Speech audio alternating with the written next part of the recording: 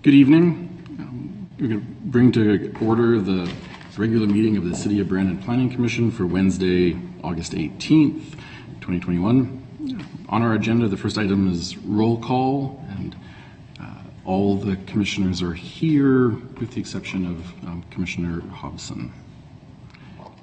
The second item, I'll look for a motion to adopt the agenda.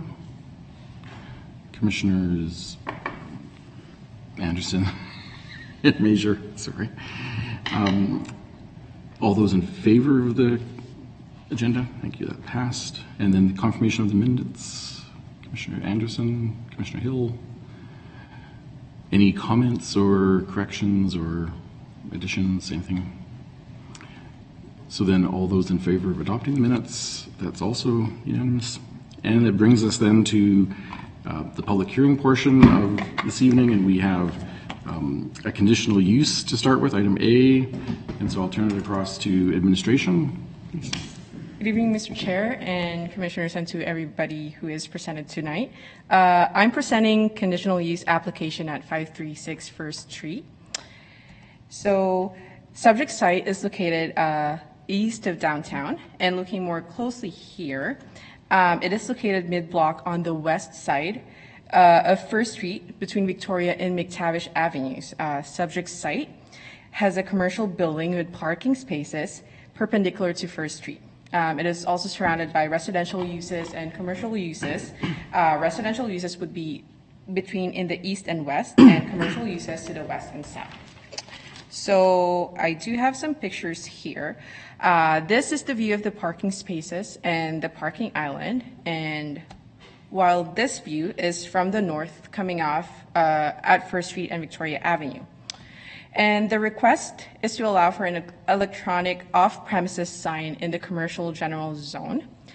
And this is the site plan that is submitted by the applicant, and they are wanting to erect their electronic off-premises sign in the parking island a foot away from the property line. Size of the proposed sign is 10 by 20 feet or 18.6 square meters. The sign will have two faces where the electronic sign is facing off Victoria and First Street Avenue, and the standard sign is facing off the south. The zoning bylaw provisions intent is to ensure that the location and intensity of the electronic off-premises sign does not have any adverse impact to adjacent property areas nearby and won't negatively affect traffic. And given that the First Street is a major commercial area, there are several freestanding off and on-premises signs in the area. The proposal won't be adversely impacted nearby and adjacent residential units, as the electronic sign will be facing north towards First Street and Victoria Avenue intersection, and under the Transportation Association of Canada's Digital and Projected Advertising Displays Regulatory and Road Safety Assessment Guidelines, the proposed location is outside the cone of influence for drivers on First Street and Victoria Avenue.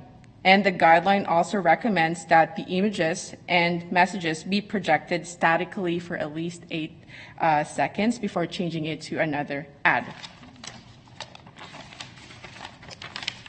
And the proposed electronic off-premises sign will be approximately 73 meters from the freestanding identification sign at the southwest corner of the First Street and Victoria Avenue. And in accordance with the zoning bylaw section 34D1, approval of this conditional use will restrict the development of any future electronic off-premises sign within 92 meters of the proposed sign. And we also noted that the site is within commercial area, and it complies with all applicable zoning bylaw provisions for freestanding advertising signs, electronic advertising off-premises signs, including bulk and siding requirements, and sign surface area. The city engineer also approved that the proposal is in compliance with the recommendations under the electronic sign guidelines. And as an update to the to the report before you, the City Council adopted the bylaw number 7304 on August 16, 2021, which amended text to the zoning bylaw, which includes renaming advertising signs as off-premises signs. City administration advises that the Planning Commission may simply use the term electronic off-premises sign in their resolution consistent with the updated zoning bylaw. And with the applicant's public outreach effort, applicant mailed their proposal to the property owners of nearby properties on June 22nd, 2021. And as of writing the report, the city administration did not receive letter of opposition or in favor of the proposal. Thank you. Commissioners, do you have any questions for administration? Through the chair to the presenter, I'm just curious, what height is this going to be? It is not indicated with the letter of intent, but there is a maximum height for advertising sign. Oh. So during the sign permit process, we can determine if it's still conforming or not to the zoning bylaw. But with the conditional use, we are wanting to know if it's conforming to the setback requirements. And in this commercial general zone, 0 meters is the setback requirements. Okay, thank you. Either of you? Yeah, go ahead, Commissioner Anderson. I was just going to ask, you mentioned like after this sign is approved, there won't be any more signs allowed in that area? 92 meters within the 92 meters, Yep. okay.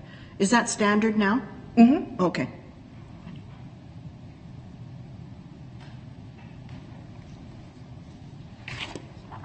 Is there any? No, any other questions? Thank you. We'll call up the applicant, see if we have any questions for him. Thank you very much.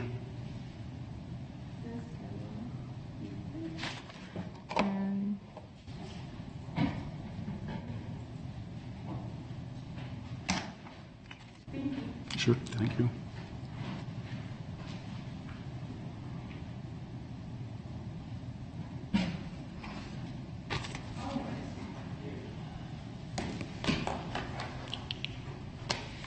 Good evening, Mr. Dave? Chair, Commission members. My name's Steve McMillan.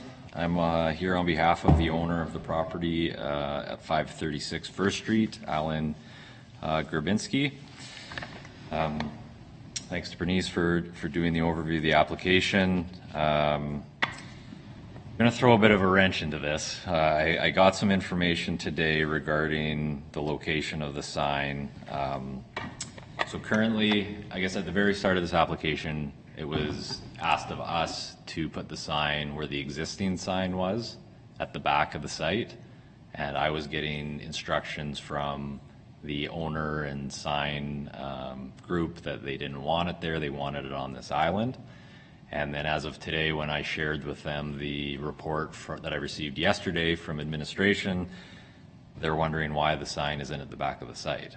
And I guess at some point in the last 6 weeks, they decided on their own that they'd rather have it at the back, but didn't inform me, who's dealing with the Planning Commission. So I am wondering if we can make a change to that location. And I've kind of looked at it, and it solves another issue here that was brought up about that 92-meter separation distance from the sign at the corner of First and Victoria.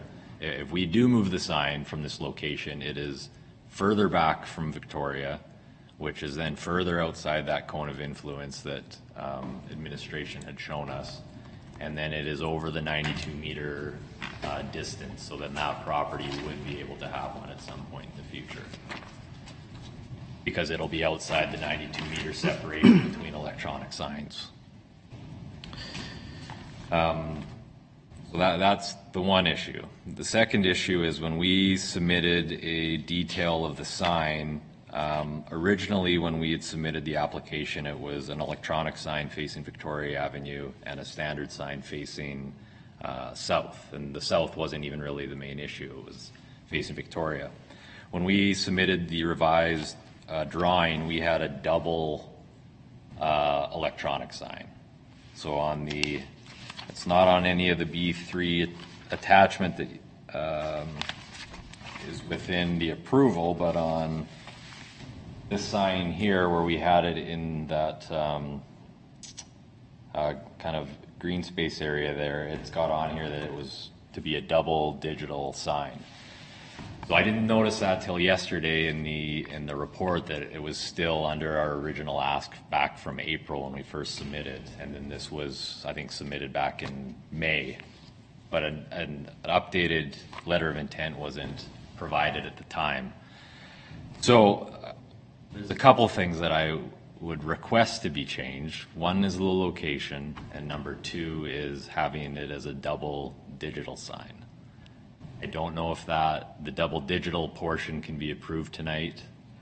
The location may, but I'm wondering, maybe Andrew or Bernice can speak to that, if they're comfortable in putting a recommendation to move those, or can we postpone the meeting until the 1st of September to look at that? I will turn to administration, though I feel one of my roles is to represent the public, and I worry that it's a different sign in a different place than what we consulted on. So, in particular with the south facing. So I would certainly favor postponing it until we actually had an application for where it's going to be and for what it's going to be. Okay. Our analysis, Mr. Chair, sorry. Good evening, everyone. So the analysis and the report was written on the understanding that it was just one-sided, as well as the on the parking island rather than located further back. We understand that the applicant wishes to change it given the circumstances, some of which was beyond the applicant's control. What we would advise is to hold over this hearing, so do not close the hearing, carry it over to perhaps September 1st. We would bring it back to our colleagues in the engineering department just for them to confirm from a traffic safety analysis that their analysis has not changed, in that that under the TAC guidelines it is still doable. I'm not sure if you have included a new site plan with the new location, or if the applicant has provided. Sorry, Mr. Chair. But definitely, if the applicant has not yet, we would advise the applicant to definitely forward that to our file manager, tonight's presenter, Bernice, as soon as possible, so that we can circulate that to our engineering department. Yes, I agree. I think that's, we have had recent. And if I may add, sorry, Mr. Chair, with that, then we can also provide an updated report and put it online on our application webpage. Therefore, if there are persons of interest tuning in tonight, they know that it is coming back at a future certain date, and that we will have an updated analysis for them to review as well. Thank you. And as I was also just pulling up the street view, when you say the back of the site, you mean further south? Yeah, yes. Rather than further west? That's correct. So there's an existing sign right at the south end of the property that has accent striping's current sign. So they informed me this morning that the plan for them was to remove that sign and replace it with this one. So, I mean, I have the site plans and you have the site plans. All the locations show the island. So it was news to me, but if that's what the owner wishes, then that's what I will bring towards you. But I was under the assumption that wouldn't be possible tonight, but if it's something that could be postponed to the next meeting, I'm okay with that. Well, I can't really see how we could proceed. This is, as you can appreciate, it's pretty much a wholesale swap of what the location and the type of, not the type of sign, but that south-facing. So if that's the case, we can just, do I need a motion from a councillor to hold it over? Your motion, instead to conclude, is that the public hearing for conditional use application C0421 at 536 First Street be deferred to the September 1st, 2021 public hearing. Thank you. Will that be enough time? Yes, I had a question about that, actually, through the chair to Ms. Mock.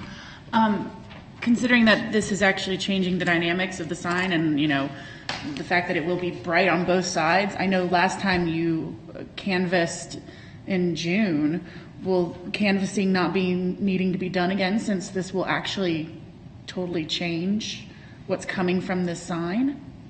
Through the chair to Commissioner Hill, looking back at our procedures, we believe we only need to contact again one of the parties, which is the engineering department, because they oversee the TAC guidelines being enforced in the city.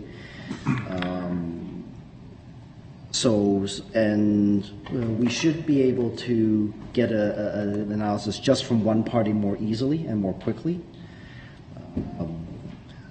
We recognize that we usually send reports to the Planning Commission about 2 Fridays before, so that means it would be this Friday. But given that we're only reaching out to one party, we believe it is still attainable. Thank you for that question. I was also going to say that to be fair to the applicant, there's really no residential use on the south side up until at least the tracks. And so I don't really know that even if we were to look to who to canvass, we'd be canvassing anybody in the general public. No. And if I may add, Mr. Chair, because as long as the public hearing is open and it's on the record, that there is a proposed change, as long as we keep the public hearing open and we in turn submit a revised report with the analysis, then everything is still above board. Yeah, certainly. Commissioners, do you have any other questions or concerns of where things stand at the moment? Could I invite a motion similar to the one that Amber so carefully crafted for us? Commissioner Hill? That the public hearing for conditional use application C0421 at 536 First Street be deferred until September 1st. Seconder, Commissioner Major. Any further discussion for that? No. All right. All those in favor of deferral? That carries. We will see you back in 2 weeks, and hopefully we won't have any more changes between now and then. I'm sure you have to say. No, that it is business. That brings us to the second item on the public hearing agenda, the street name. Administration, do you have a report regarding this, or is it? Yes, Mr. Chair, a report briefly, but no presentation. All right, so if I may just speak from the chair here. The Planning Commission fairly recently dealt with a rezoning subdivision in a new part of the Bellafield neighborhood area. Excuse me. At that time, a street name had not been proposed yet. Ideally, it would have been great that a street name would have been proposed at the same time, but circumstances didn't allow it at the time. And so the applicant, the developer has brought forth a new name to be proposed for the street name registry, and therefore can be used for this development. Our understanding is that it follows the hockey theme that currently exists in Bellafield. The representative of the developer is in attendance if you have any further questions related to the selection of the name or the name that they are proposing. Mr. McMillan, do you want to come and break the news to us? What is the name? And again, the new name for the next street in Bellafield will be Don Dietrich Bay. We were looking at a few different options and just seeing where the next phases are going to happen the next few years. So we didn't quite have the name finalized at the time of the public hearing for the zoning and subdivision, but here we are with that one. And I believe there was a write-up submitted just with some history on Mr. Dietrich, and we think it's a great name to add to the ones that are already there, and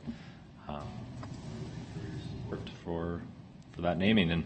And just so everyone kind of understands, we typically didn't want to bring a whole bunch of names for all of them at once to get approved. We want to kind of keep a bit of surprise, I guess, as we go along. So that's why we kind of come one at a time as we're unveiling them. If there's any questions with the name selection, I can answer those for you. Through the chair to the presenter, just one question. I'm curious as to why the first name is included in this one and none of the others. Like there's Chipperfield, there's Hanlon. Through the chair, it shouldn't be the full name. The name should just be It is just Dietrich? Dietrich. Okay, that's Bay. fine. Just when we submitted it, it was the full name. It's the person when we do the write-up, but the submission was just, it's Thank the you. last name. That's yeah. fine. Great. Thank you. Yeah. Thank you for the question in case that was approved that way. Any other questions, commissioners? All right, well, then I'll thank you for. Thank you very much.